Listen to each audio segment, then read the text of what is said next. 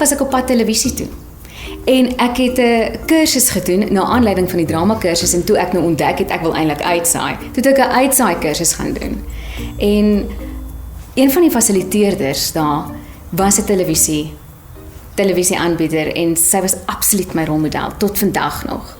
En sy het ons geëvalueer en gehoor waant is ons op pad en sy het gesê radio.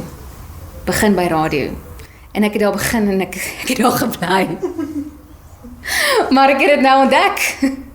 Maar ja, waarskynlik daar's nog 'n lewe wat voor my lê.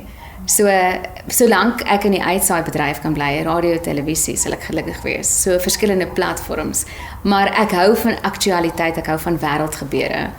Dit is vir my moeilik om fiksie te lees. Ek lees graag die koerant van die oggend tot die aand. So binne daai raamwerk, dis waar ek sal bly.